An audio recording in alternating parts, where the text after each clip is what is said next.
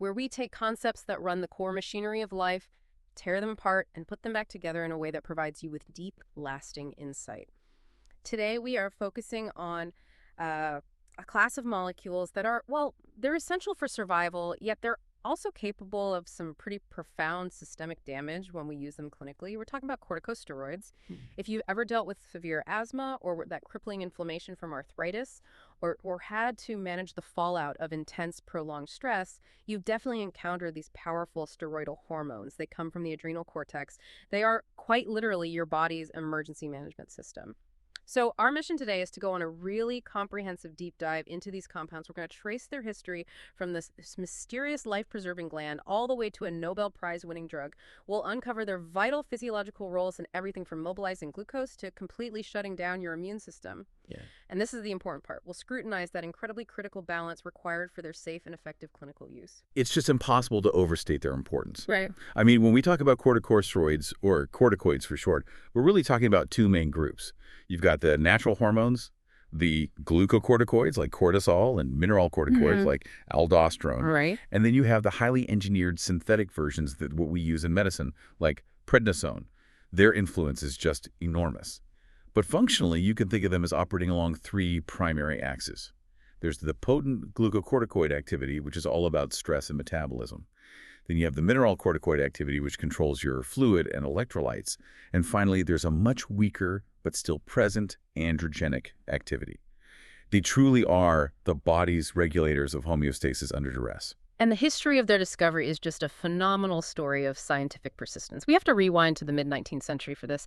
This was the period where scientists definitively proved that the adrenal glands were absolutely essential for life. I mean, if you remove them, the organism just died rapidly. Yes, but initially they didn't really know which part was the key.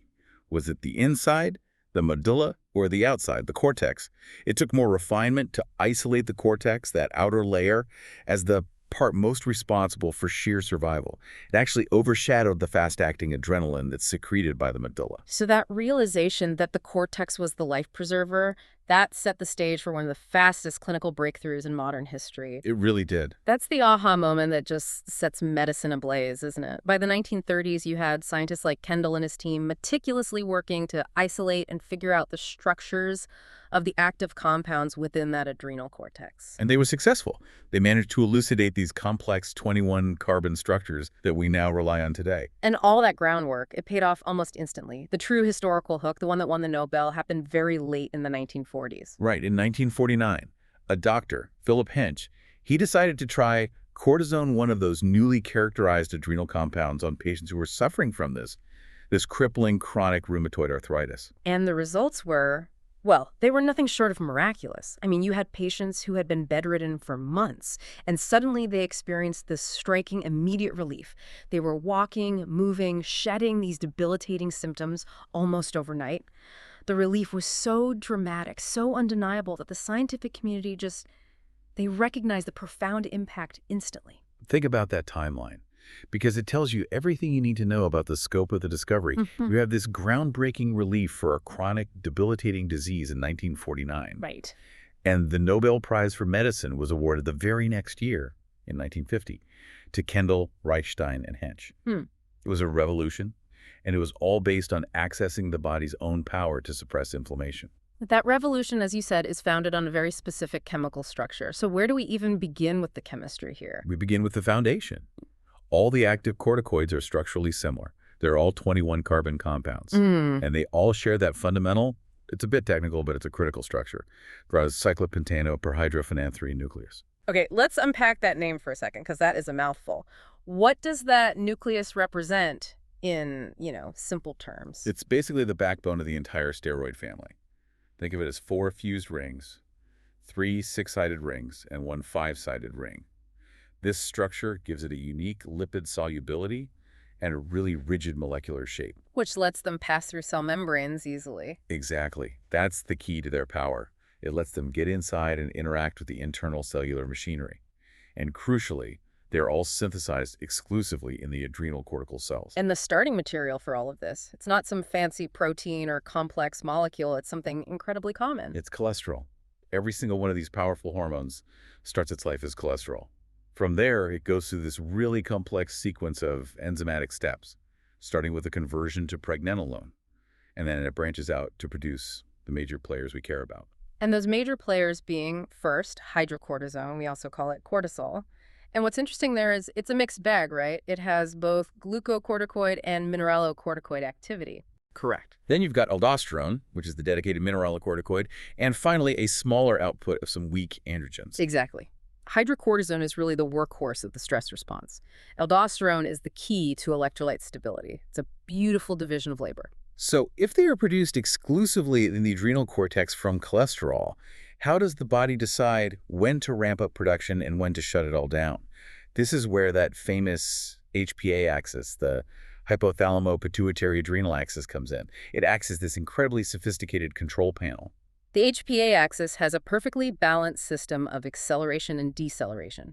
The accelerator is a hormone called adrenocorticotropic hormone, or ACTH. ACTH. Right. And that's released from the pituitary gland. Yes.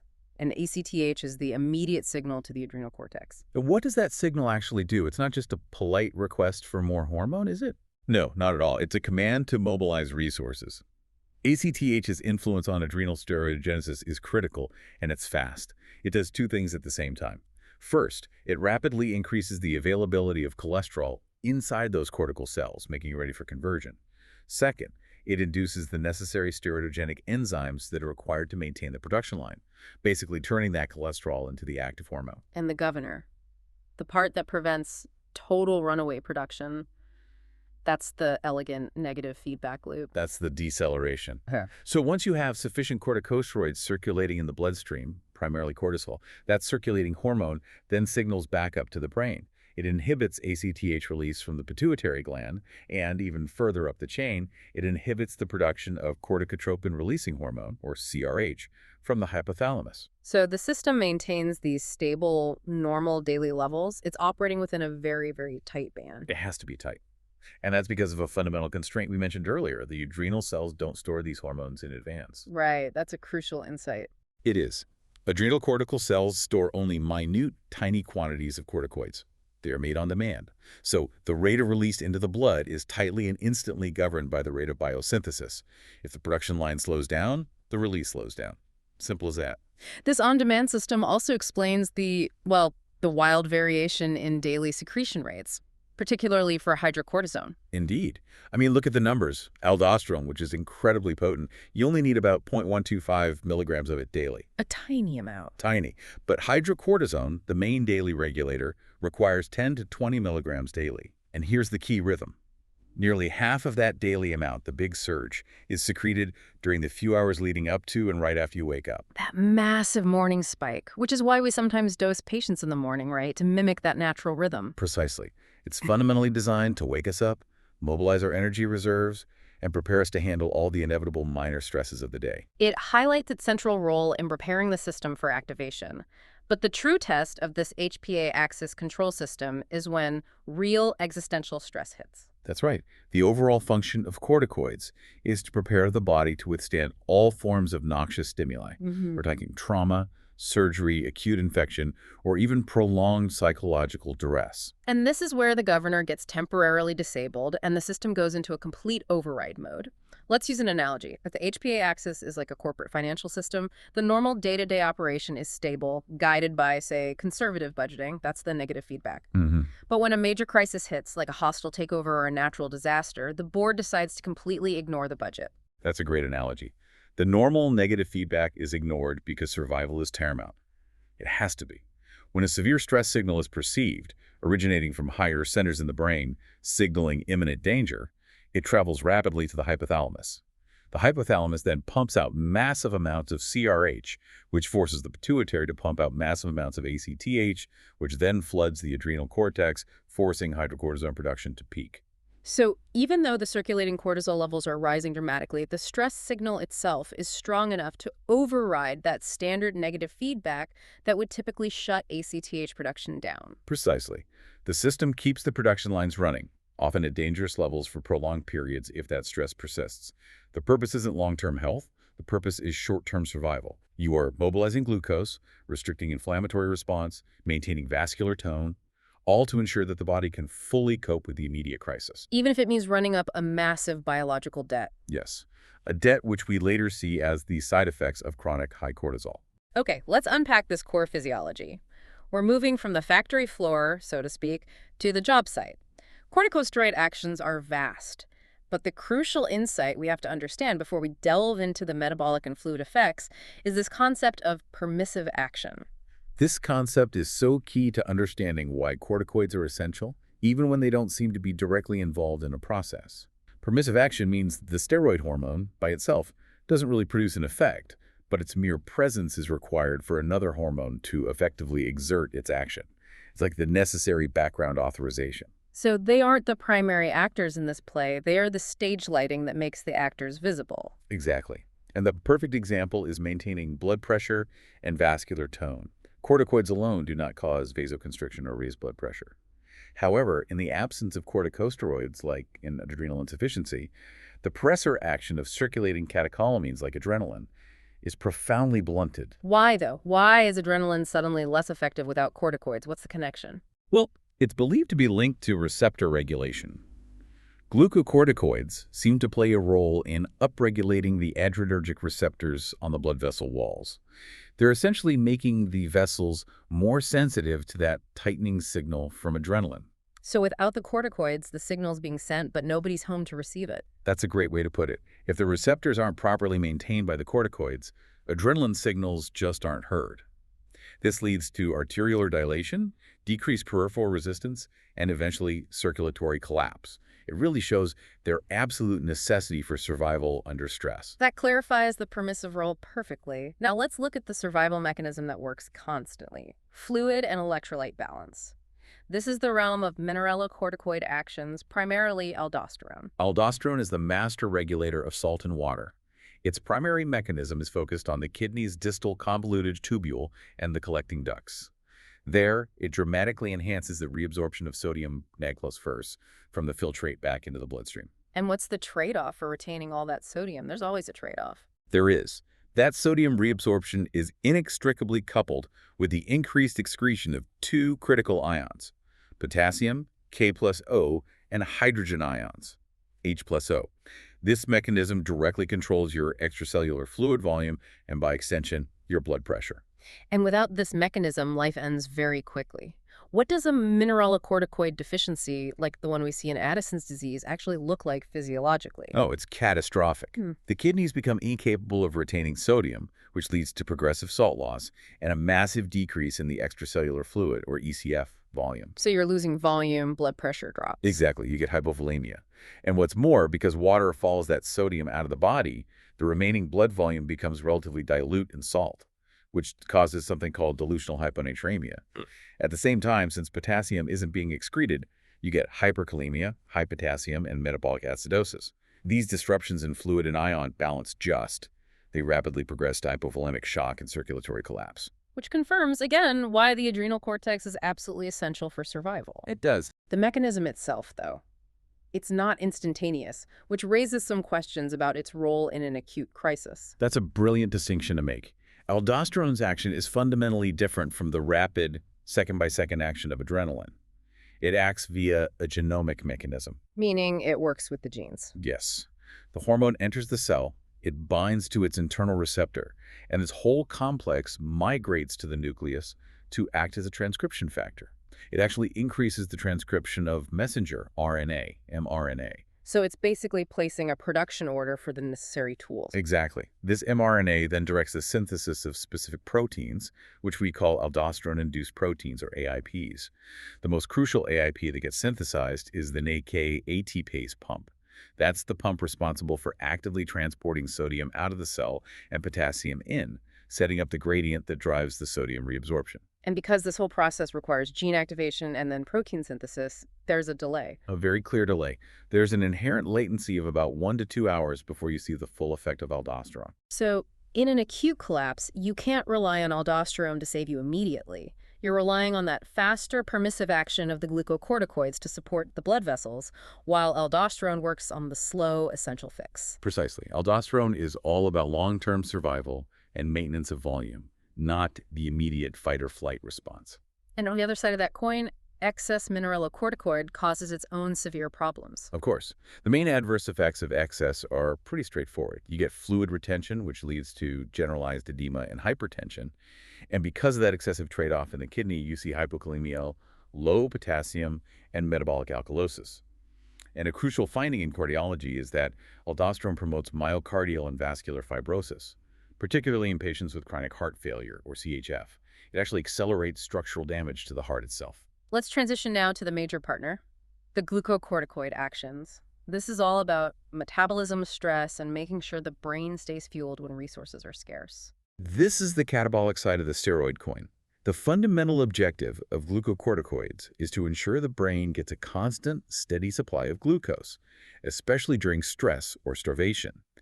And they achieve this with a two-pronged metabolic attack. Which are? First, they promote hepatic gluconeogenesis. That's the creation of new glucose from non-carbohydrate sources, primarily amino acids. And they also stimulate glycogen deposition in the liver. Second, and at the same time, they inhibit peripheral glucose utilization by tissues like skeletal muscle and fat. So they are aggressively making sugar while telling the rest of the body, don't you dare touch that sugar, it's reserved for the brain. That is exactly it. This dual action results in hyperglycemia, insulin resistance, and if the excess is chronic, it can mimic a state of diabetes. They are mobilizing resources by tearing down structure. They cause protein breakdown, catabolism, and amino acid mobilization from peripheral tissues. And that protein breakdown is what leads to those classic debilitating side effects we see in chronic steroid users, isn't it? Absolutely. The breakdown of muscle proteins results in muscle wasting, particularly what we call proximal myopathy weakness in the shoulders and hips. Breakdown of lymphoid tissue causes lympholysis, and the breakdown of collagen leads to thinning skin and easy bruising. All those liberated amino acids are shunted to the liver for gluconeogenesis. Which results in a negative nitrogen balance. Yes, you are excreting more nitrogen from protein than you are taking in. You're tearing down your body's savings account to pay for daily operational expenses. The third metabolic action, the one involving fat, is perhaps the most visually bizarre side effect of all, the characteristic fat redistribution. We see fat loss from the limbs, but deposition over the torso, creating the moon face and buffalo hump. It's so distinct. It seems completely counterintuitive, right? A catabolic hormone that also causes fat deposition. This action is primarily permissive. Glucocorticoids facilitate lipolysis or fat breakdown, but only because they potentiate other lipolytic hormones like glucagon, growth hormone, and adrenaline. But why the massive spatial differentiation? Why are my arms wasting away while my face is puffing up? It doesn't make sense on the surface. This is where a truly deep mechanism comes into play, and it involves localized enzyme activity. The difference in response is strongly linked to the varying expression levels of an enzyme called 11-beta-hydroxysteroid dehydrogenase type 1, or 11-beta-HSD1. That's a key molecule. What does 11-beta-HSD1 do exactly? It's the local activator. It takes inactive cortisone and converts it into the active hormone, hydrocortisone, right inside the cell. We believe that the peripheral adipocytes, the fat cells in your limbs, have higher expression and activity of this enzyme. Okay. This means the cortisol signal is locally amplified in your arms and legs, driving that glucocorticoid-facilitated lipolysis and causing the fat loss from the extremities. So the high levels of circulating cortisol are locally activating massive fat breakdown in the limbs? But what about the trunk? Why is the fat going there? The truncal and facial adipocytes, while perhaps not expressing as much 11-beta-HSD1, are caught in another metabolic net, the glucocorticoid-induced hyperglycemia. The resulting high insulin levels, coupled with the overall state, drive fat deposition in these central areas. So you have a highly catabolic hormone that simultaneously causes regional breakdown through localized activation and regional deposition through secondary effects on insulin. It's a remarkable and, well, an unfortunate paradox of pharmaceutical action. It really is. That is a phenomenal piece of insight. Now that we understand the core survival and metabolic actions, let's look at where else these molecules exert their influence. They are truly systemic, touching every major organ. Let's start with the cardiovascular system, the CVS. Their role in the CVS is primarily permissive and structural. They restrict capillary permeability, which prevents fluid from leaking out of the vessels, a huge problem in severe inflammation or shock. They also maintain arteriolar tone, which is critical for supporting systemic blood pressure. And they support myocardial contractility itself. And as we already established, they are the necessary authorizing agents for adrenaline and angiotensin to exert their pressor effects, the stage lighting. Exactly. In severe adrenal insufficiency, even if you try to pump the patient full of vasopressors, the response is blunted. The arterioles remain dilated, the cardiac output is low, and the circulatory system just fails. Glucocorticoids are the necessary foundation for vascular stability. Moving to water balance, they have a function that's completely separate from aldosterone and salt retention, right? Correct. Glucocorticoids are essential for maintaining a normal glomerular filtration rate, or GFR. This affects how quickly the kidneys can filter the blood.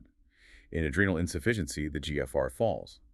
Consequently, the patient's capacity to process and excrete a large water load like drinking a lot of water or getting an IV infusion is severely impaired. Which leaves them acutely vulnerable to water intoxication. Yes, or hyponatremia, which can be very dangerous to the brain. Now, the CNS effects. Patients often report feeling different almost immediately upon starting high-dose therapy. Oh, that's the direct effect on the brain. Mild euphoria is very common, often independent of any physical release of symptoms. It's a feeling of being elevated or highly energized. But that energy can be problematic. It can progress in some cases to increased motor activity, severe insomnia, hypomania, or even acute psychosis. The psychological effects are varied and really unpredictable. And what about the opposite state? Too little cortisol, hypercortisolism. That results in the opposite debilitating spectrum. Profound apathy, depression, a severe lack of energy, and even, paradoxically, psychosis in severe cases. We also have to note that high doses of glucocorticoids are known to lower the seizure threshold, which requires careful monitoring in patients with epilepsy. The fetal lung application is perhaps the most dramatic and calculated systemic use of these drugs outside of managing inflammation. It is life-saving medicine. Glucocorticoids promote both the structural and functional maturation of the fetal lungs near term. Most importantly, they stimulate the production of pulmonary surfactant. That's the slick lipoprotein mixture that's essential for keeping the air sacs open. Precisely. It reduces surface tension and prevents the alveoli from collapsing at the end of expiration. This is the cornerstone of preventing respiratory distress syndrome in premature neonates. And now we arrive at the effect that made them famous in the first place: the powerful anti-inflammatory and immunosuppressive actions. This is the core of their clinical utility. Glucocorticoids non-specifically suppress essentially all known components and all stages of the inflammatory response. This includes suppressing the immediate vascular changes, the capillary permeability and exudation, as well as the chronic changes like cellular infiltration, collagen deposition, and even scar formation. This is why they can resolve swelling, redness, and pain so dramatically. What is the underlying molecular mechanism that allows them to hit the inflammatory system so hard and so broadly? Well, the mechanism is highly effective because it hits the inflammatory process very, very early on. The major molecular action is the indirect inhibition of an enzyme called phospholipase A2, or PLA2. And why is shutting down PLA2 so destructive to inflammation? Because PLA2 is the enzyme that cleaves arachidonic acid from cell membrane phospholipids. Arachidonic acid is the substrate, the raw material, for the entire cascade that produces the major pro-inflammatory mediators. So we're talking about prostaglandins. Right, which cause pain and fever, Yeah. and levotrienes, LTs, which cause bronchospasm and increased vascular permeability, and platelet activating factor, PAF. By inhibiting the production of the substrate for all of these, glucocorticoids effectively shut down the primary inflammatory signaling pipeline at the source. And on the immunological side, how do they suppress the immune system without completely sterilizing it? Well, they impair overall immunological competence, but they specifically target cell-mediated immunity, or CMI. They cause lympholysis, the programmed destruction of lymphocytes, and they significantly suppress T-cell function. And that's critical for delayed hypersensitivity reactions, viral defense, and graft rejection. How is that T-cell function suppressed? Is it a similar mechanism? It's a communication breakdown. Glucocorticoids interrupt the essential communication pathways between the immune cells.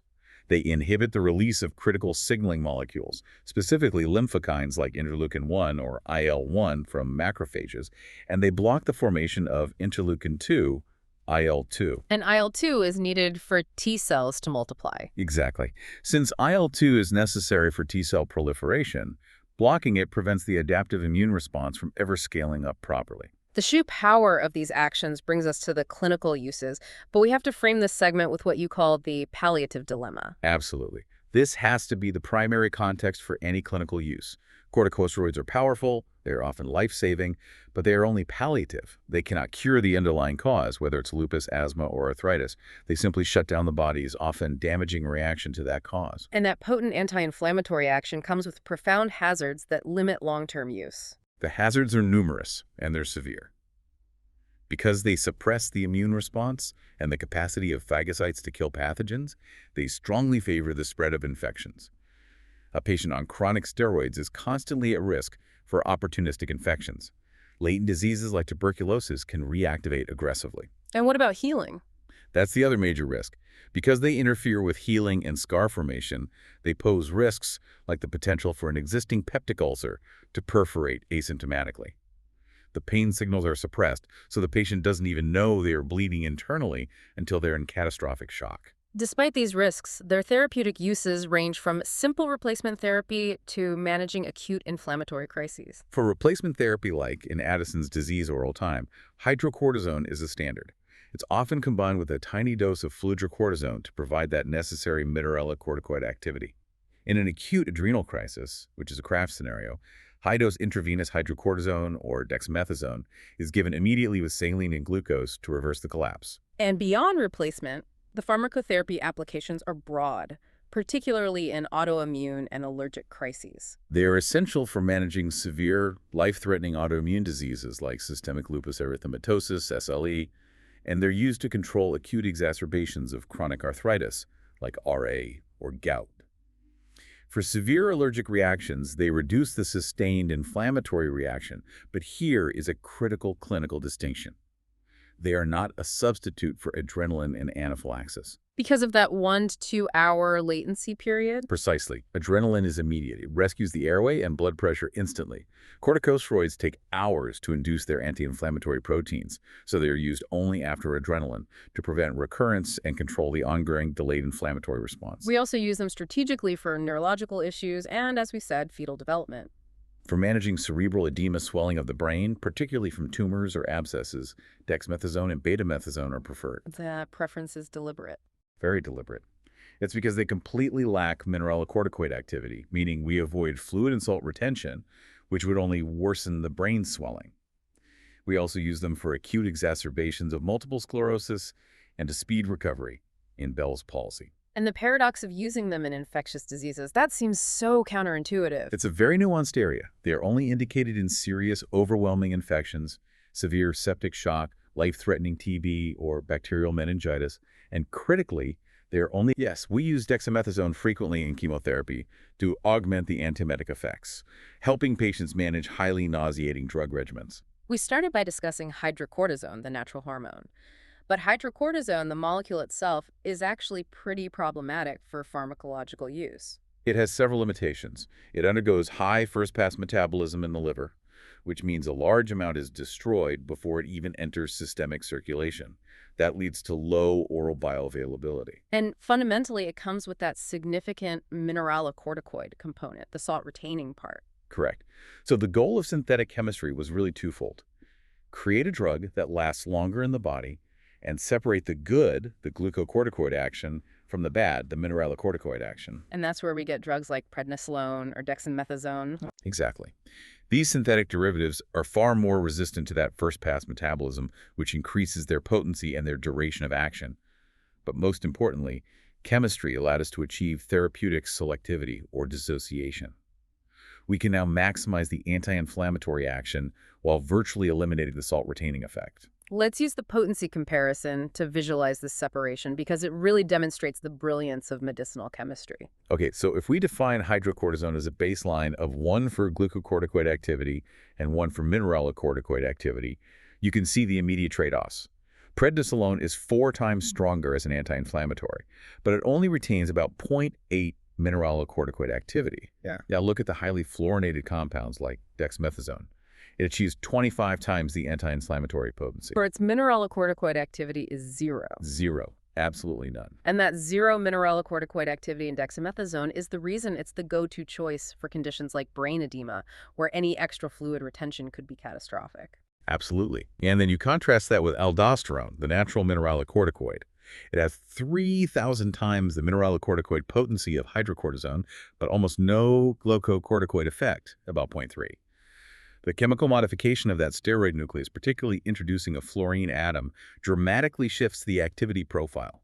It maximizes the therapeutic action while minimizing the side effects. We also noted newer compounds designed for specific populations, like children. Right, deflazacort is one such example. It's often recommended for pediatric patients who need chronic steroid therapy, particularly for conditions like Duchenne muscular dystrophy.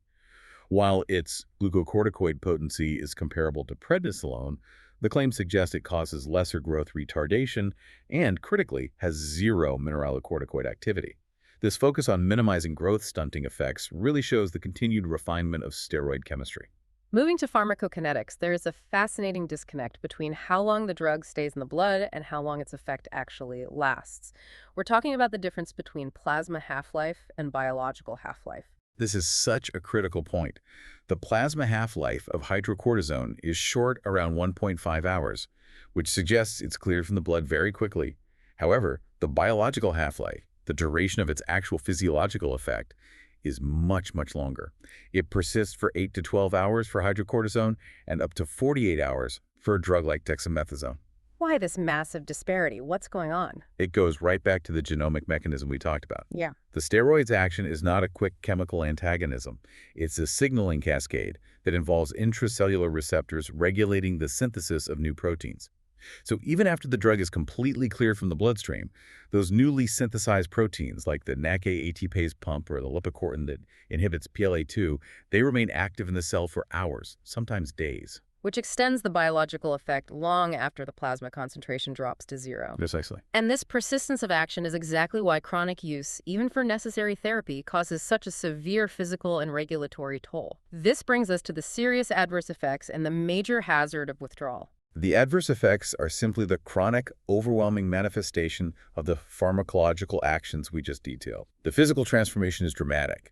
It's known as Cushing's habitus. You get the distinctive rounded face, the moon face, the fat deposition on the neck, the buffalo hump, truncal obesity, and then these paradoxical thin, wasted limbs. And the skin damage is often very visible. Yes, due to the catabolic action on protein and collagen, the skin becomes fragile, thin, and it bruises easily. You often see these wide, purple stretch marks, which we call striae, particularly over the abdomen and thighs. They reflect the breakdown of the underlying connective tissue. And the metabolic consequences eventually push the body toward pathology. Hyperglycemia can precipitate latent diabetes, and the proximal muscular weakness, myopathy, can become debilitating. Patients on chronic therapy often need high-protein, high-potassium diets simply to try and mitigate the severe negative nitrogen balance and potassium loss caused by this steroid's catabolic drive. But the structural damage to bone is the most insidious long-term risk, isn't it? Osteoporosis is a massive concern. Glucocorticoids both decrease bone formation by inhibiting osteoblasts, and they increase bone resorption. It's a double hit. This rapid loss of bone density, especially in the spongy bone of the vertebrae and ribs, leads to pathological fractures, including very painful vertebral compression fractures. And even more dramatically. High doses can lead to avascular necrosis, or AVN. This is the death of bone tissue due to a lack of blood supply. It often affects the hip joint, the femoral head, or the knee, and it can have a very sudden onset. This is the massive biological debt the body incurs. And the regulatory consequence is the HPA trap. Why can you never, ever stop these drugs suddenly if the patient has been on them for more than a couple of weeks? Because the body's natural safety net has been completely shut down. Prolonged exogenous steroid therapy suppresses the HPA axis, and that leads to atrophy of the adrenal cortex. If the drug is abruptly stopped after, say, 2 to 3 weeks of moderate use, the adrenal gland, which has been inactive, simply cannot resume production immediately. And what does that withdrawal look like for the patient? Abrupt cessation precipitates a general withdrawal syndrome. Profound malaise, fever, joint and muscle pain, weakness, and severe postural hypotension. But the most dangerous risk is what happens when that suppressed patient is then subjected to stress. The unmasking of acute adrenal insufficiency. Exactly. If that patient undergoes surgery or trauma or a serious infection, their atrophied adrenal gland cannot produce the life-saving surge of cortisol that's necessary to maintain vascular tone and mobilize glucose for survival. They risk immediate, profound cardiovascular collapse. Yes, shock and even death. and this risk can persist for up to 9 to 12 months after the therapy has been discontinued. This inherent danger means that the clinical management of chronic use requires extreme vigilance and specific dosing strategies aimed at minimizing that HPA suppression. The general rules are simple in theory but hard to execute. Use the shortest acting steroids possible, like hydrocortisone or prednisolone, for the shortest possible duration, at the absolute minimum effective dose. And timing is critical to trick the system. We want to mimic the body's natural circadian rhythm, which involves that massive cortisol peak in the morning. So we give the entire daily dose as a single dose in the morning hours, around 8 a.m. This allows the dose to fall rapidly and gives the HPA axis a chance to activate during the rest of the day and night. But the most effective measure to physically minimize HPA axis suppression is alternate day therapy. This is the gold standard for long-term chronic management, if the patient's condition allows for it. It involves giving a moderate dose of a short-acting steroid every 48 hours. How does skipping a day manage to save the HPA axis when the same total dose is given over 2 days? It's all related to the kinetics and the recovery time of the pituitary. By using a short-acting steroid, the plasma levels drop quickly. Giving the drug only every 48 hours allows the pituitary and the adrenal cortex a full 36 to 48 hours without that powerful negative feedback signal. This day off helps prevent the complete atrophy of the adrenal cortex. It results in significantly less HPA suppression and, importantly, less profound immunological suppression, which lowers the risk of infection. But it's not a perfect solution. You mentioned many patients feel incapacitated on the off day. That's the major drawback. Yeah. Because the plasma half-life is short, the beneficial effects on joint pain, energy, and mood start to wear off significantly before the next dose is due. The patient often feels terrible, malaise, joint aches, weakness on that off day. And this method is entirely unsuitable for longer-acting steroids like dexamethasone, which suppress the axis for far too long, even when given every other day. Finally, avoiding systemic exposure altogether is always the safest route. Absolutely. Wherever the condition is localized, skin inflammation, asthma, or eye inflammation, we prefer local administration using topical, inhaled, or ocular preparations. And crucially, we prefer local steroids that have poor systemic bioavailability, like beclomethasone, dipropionate, or fluticasone. These are rapidly metabolized if they enter the blood, which prevents that suppression signal from ever reaching the HPA axis. The extensive list of conditions they aggravate, peptic ulcer, uncontrolled diabetes, hypertension, latent tuberculosis, viral infections, it really underscores why they are considered relative contraindications. It is the ultimate caution sign in pharmacology. None of these conditions are absolute bars that the patient's life is at stake, but they mandate that the drug must be employed only under compelling, life-saving circumstances and with extreme precautions because of the known potential to massively worsen the underlying disease. And we noted that while they are so critical for the body to produce, science has found ways to block them too when the body produces too much. Yes, for patients suffering from Cushing's syndrome, that's excess cortisol production, we can employ inhibitors. Drugs like midropone can inhibit the steroidogenic enzymes that are necessary for cortisol synthesis, effectively shutting down the production line. Or we can use receptor blockers, like the antiprogestin mifepristone, which acts as a glucocorticoid receptor antagonist. It prevents the excessive cortisol from binding to its target, thereby mitigating the catastrophic physical manifestations of hypercorticism. This deep dive has been illuminating, tracing these essential molecules from their cholesterol route all the way to the complex ethical and pharmacological challenges they present. Corticosteroids are essential agents of homeostasis and survival, capable of dramatically relieving debilitating symptoms, yet they carry profound risks due to their systemic regulatory power over metabolism, immunity, and fluid balance. The ability of the body to convert a simple lipid-like cholesterol into a hormone that can maintain cardiovascular tone during shock is just a marvel of biological engineering. But the fine line between therapeutic success and iatrogenic toxicity, which we see in the dozens of potential side effects and required contraindications, it demands immense respect and calculated caution in every single prescribing decision. So what does this all mean for you? Let's return to that fetal lung maturity example. A pregnant woman facing premature delivery may be given betamethasone or dexamethasone. We learned these two are preferred precisely because they're high placental transfer. They cross the placenta easily to reach and mature the baby's lungs. And this high placental transfer is non-negotiable for saving the baby from respiratory distress syndrome. It has to happen. But conversely, we know that high fetal exposure to these powerful systemic steroids comes with a theoretical risk of intrauterine growth retardation compared to a drug like prednisolone, which the placenta largely metabolizes and considers safer for the mother in other circumstances. The choice is a calculated life or death trade-off for immediate survival. What does this decision, choosing the drug that maximizes fetal exposure to save the lungs, knowing the long-term risk, tell you about the sheer power of controlled timing and therapeutic selectivity in pharmacology? That is the essence of modern medicine, utilizing immense power with surgical precision. Thank you for joining us for this crucial deep dive into corticosteroids. We'll see you next time.